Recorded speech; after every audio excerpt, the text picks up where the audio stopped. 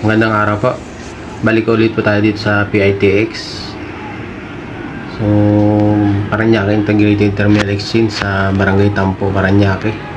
So, hindi po nakakalam, malapit po ito sa dating Coastal Mall. Mag-update po tayo ng mga biyahe ngayon dito papuntang Bicol.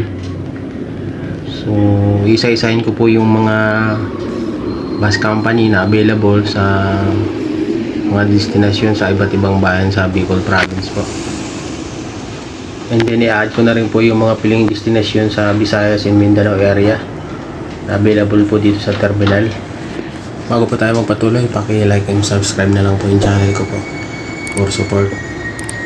So dito po tayo pumasok sa bandang southwest area. So pag maganda po kasi dito, pagpasok nyo, andito na po yung ticket booth 4. Ayan po yung ticket booth para sa pagkuha ng boarding pass papuntang Bicol area. Isasama ko na rin po sa video yung mga travel requirements sa mga respective destination. So, pero paalala ko lang po, unofficial po lahat to. So, nakuha ko lang kasi usually ito sa mga post nila, sa mga Facebook page nila. So, the best is check rin po nyo or kaya tawagan nyo or message nyo po yung mga bibigay ko mga Facebook page or contact numbers mamaya para mas malinaw at saka definite po yung mga details. So, nakita nyo po yung ticket booth number 4 sa, ayan po yung boarding pass. So, unahin muna po natin yung ticket booth number 1 kasi andun po yung booking and ticket reservation sa second floor po siya. So, akit po tayo dito sa escalator na to. And then pag-akit nyo po yan, makikita nyo po yung DIY store and Lawson's convenience store. So lakad lang po kayo papuntang direksyon ng Marina sa bandang dulo po. So andito rin po yung OWA Center para sa mga OFW na umuwi. So medyo walang tao dito kasi normally mga Bicol passengers nga lang po at saka yung mga nagpa-process ng mga paper sa Marina. So gabi na kasi kaya wala na masyadong tao ngayon dito. So yan, dire-diretso lang po kayo ng lakad. And then kung medyo nalilito kayo, marami naman po mga staff ng PITX dito.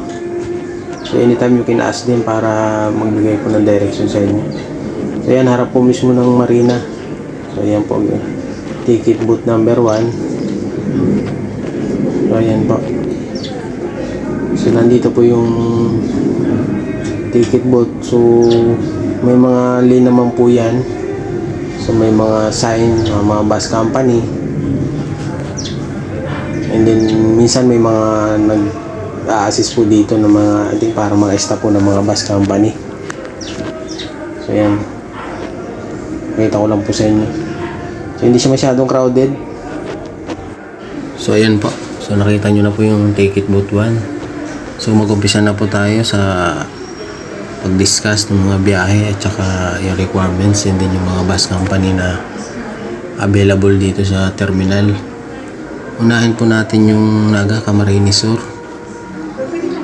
So ang may biyahe po dito ng mga bus company is yung DLTV Company, Raymond Transportation and Peña Francia. So may Facebook page po yung DLTV and then yung Raymond Transportation po. Ayan po yung tsura ng Facebook page nila. So, and then sa description box po nitong video na to, may ilalagay po ako mga link doon ng mga bus company. So para mas mabilis nyo pong i-research, i-click nyo lang po yun. Sumunod po yung mga requirements papuntang Naga. So kung vaccinated po kayo, vaccine card lang and then plus yung valid ID. Kung ang condition po dun is 15 days after your second dose. And then kung hindi naman po kayo nababakunahan, valid ID po and then RT-PCR test result and then antigen test. 48 hours po yung validity nun bago kayo mag-boarding o magbiyahe po. Paalala lang po or reminders lang po sa mga pasahero. So before your trip, yung plano nyo oras na umalis, dapat mga 4 na oras kayo pumunta dito, lalo na kung hindi kayo bakunado.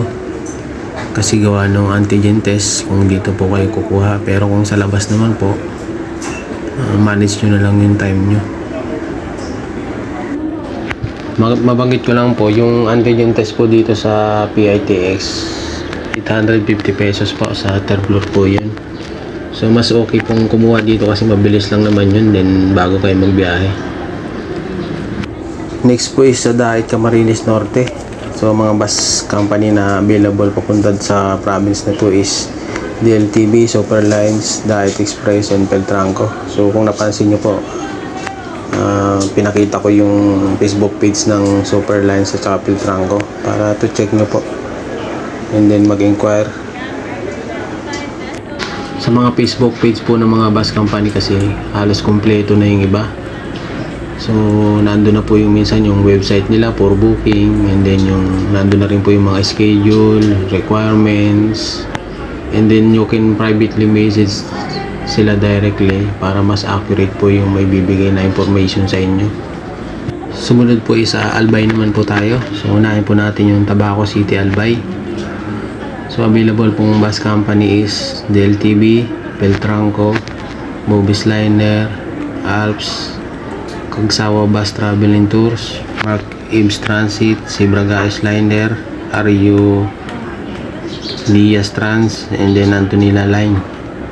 And sa Legazpi City naman po, so same DLTB, Alps, Sibragaes Liner, Antonino Line, RRLT Transport, and then sa TV Alba yung Antonina Lines. Next na po natin yung requirements po ulit. So halos the same po siya sa Naga. So kung vaccinated kayo, valid ID, vaccine card, so second dose at least 15 days before boarding po. And then kung unvaccinated naman po kayo, so kailangan nyo po ng antigen test or RT-PCR result. Next po is sa Beracatanduanes. So ang available lines po dito is yung Legazpi Sintude and then Sibragaes Liner. Yung mga schedule at mga pamasahe naman po, normally visible po yun sa mga Facebook page ng mga bus company. So check nyo na lang po. Sa requirements naman po, so aside po doon sa mga common vaccine card, ID, and then yung antigen test, pero po nakalagay dito na kung sa Beracatanduanes yung punta nyo, additional requirements po nila is talaga negative RT-PCR test result po. So kailangan kinuha nyo po to sa mga DOH accredited facility within 72 hours po. And then approve is pass. So I think yung approve is pass is kinukuha nyo po yan sa local government nyo po. Additional reminders po, ang alam ko pag 1 year old below, exempted na po sa antigen test or RT-PCR result. And then kung 65 years old and above naman po yung magbabiyahe, so I think kailangan po ng medical clearance para sigurado po. Sunod pong province is Sorsogon. So unahin po natin yung Matnog and Bolan kasi para magkaiba po yung requirements po nila eh. So sa Matnog muna po, ang bus na available is yung DLTB, JBH Transport, Pamarbas po ata to kung mas kilala, St. Marta, and then Mark Ibs Transit, and then sa Bulan Sorsogon DLTB po. And then next po yung requirements na po dito sa dalawang destination na to, sa Matnog at Bulan. So ang requirements po dito is yung common requirements, kung vaccinated na po kayo, vaccine card plus valid ID. So yun yung lagi nyo tatandaan, after second dose po dapat 15 days bago kayo makabiyahe. And then kung unvaccinated kayo, antigen test, RT-PCR result. So and then additional po is yung acceptance letter from your preferred destination sa probinsya nyo po. Sumunod po is sa Gubat, Sorsogon na po tayo. So DLTP bus company lang po yung nakita ko na available na mabiyahe sa terminal papunta sa lugar na to. And then isusunod na po natin yung travel requirements po nila. Una po, para sa fully vaccinated individuals, kailangan nyo po kumuha ng vaccination certificate. sa backcertificate.dos.government.ph. So hindi ako masyadong pamilyar dito. Pangalawa po is yung letter of acceptance from respective barangay, yung pupuntahan nyo pong lugar, na nagsisertify na yung lahat ng membro na daratnan nyo. Ito po yung pagkaintindi ko dito is yung lahat ng mga daratnan yung tao dun sa lugar nyo, 12 years old and above, ay lahat po ay dapat bakunado. Para na po sa mga non-vaccinated individual, so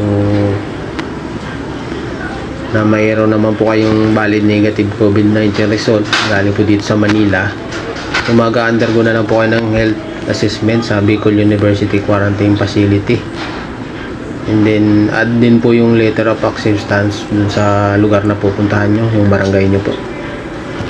Kaya importante po dapat valid yung mga COVID-19 result nyo po dito na dala-dala galing Manila.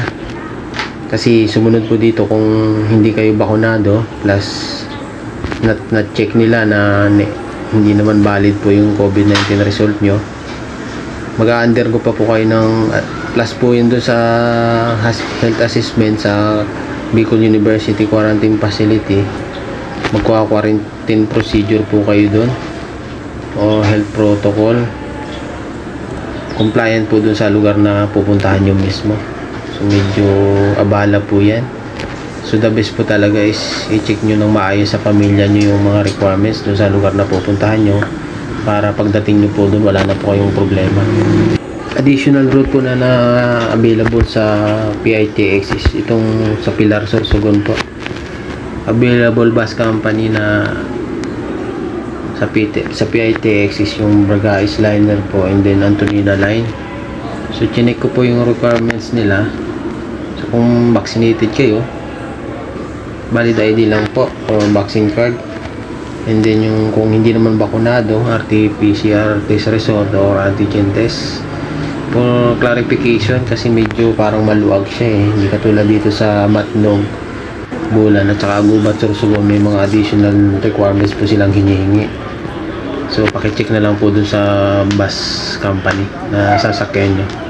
Add ko lang po yung sa Albay, meron na po palang biyahe ng PU Duran. So yung bus company po dito is Peltranco at saka Aranja. Pakicheck na lang po yung website po nila. Sa Visayas area po tayo, at saka I think meron din pong part ng Davao dito sa Mindanao. So bus company na lang po yung banggitin ko. So sa DLTV po kasi, although naka-base po yung terminal nila sa Santa Rosa Integrated Terminal and then or sa Turbina, so I think pwede po kayong mag-book dito sa PITX, and then isa-shuttle bus na lang po kayo pupunta sa SRIT and Turbina. So ang biyahe po nila sa Southern Leyte is sa Maasin, and then sa Liloan, and then sa Leyte naman Ormoc, and then Tacloban po, and then sa Northern Samar sa Rawis. Paka-check na lang po yung FB page ng DLTV kasi kompleto naman po yan. Sa requirements naman po tayo, so unang-una yung valid ID kung vaccinated kayo, and then yung letter of acceptance sa pupuntahan yung barangay. So Samar Leyte po yan. So kung not vaccinated kayo, so yung RT-PCR test result kailangan po talaga yun eh. And then for Ormoc passengers naman po sa Leyte, if fully vaccinated, hindi na kailangan ng acceptance letter. So I think dito sa Ormoc medyo kailangan nyo ng QR code. Magre-register pa po kayo doon sa website nila, yung safermoc.com. Nahabol ko na rin po kung kasama yung bata is 18 years old pababa, kailangan po ng birth certificate, and then sa 65 years old, and then mga buntis kailangan po nyo ng medical certificate to nagsicertify na fit to travel po sila. And then yung pinakahuli po yung Peltranco. So sa Facebook page po kasi nila, meron po silang biyahe ng Maasin Southern Leyte, and then sa Ormoc Leyte po, and then CNGO. So, kung hindi po ako nagkakamali, Misamis Oriental to. And then San Franz, I think Agusan del Sur po ata to.